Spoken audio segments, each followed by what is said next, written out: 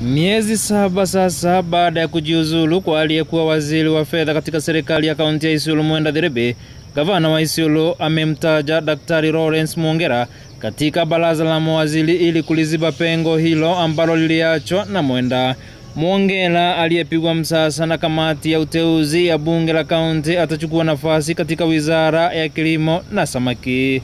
Nafasi hiyo kwa muda sasa imeonekana kuwa ya jamii ya Wameru ambao wanaishi katika kaunti ya Isiolo. Daktari Mwongera aliweza kueleza na kuonyesha ujuzi wake mbele ya kamati hiyo ya bunge hilo la kaunti. As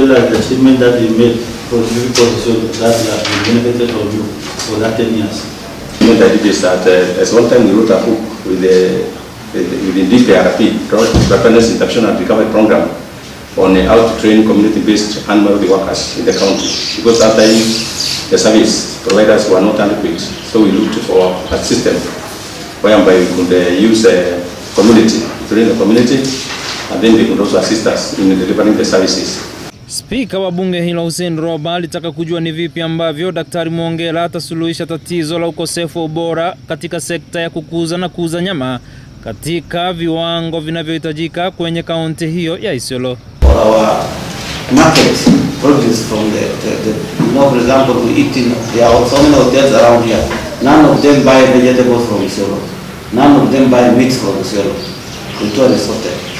But you see, if we get our act right, that is the first market we shall factor. But the issue is within the government itself, including where we are seated here at the county assembly. Then is that an ethical issue. Kati ya changamoto wanazotarajiwa kutatua Mwongera ni pamoja na kudhibiti mifugo wanaotoka katika maeneo tofauti ya kaunti jirani na kuleta hatari ya maradhi ya mifugo. Pia swala la kichinjio cha mamilioni ya fedha ambacho bado hakijafunguliwa na uwezekano wa ukulima wa kunyunyizia maji katika kaunti ya Isiolo. At the same time, we'll be selling meat by grade. The problem why we are not able to access this market is because we are not grading meat.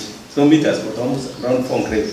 So we put our meat, we say we have grade 1, there's other grade, maybe there's fair quality, there's prime, and the others. So this grading has to be done so that we can be able to capture most of the market. Even this supermarkets in Meru, if you are not having big grade to grade, because they say I want a tipo.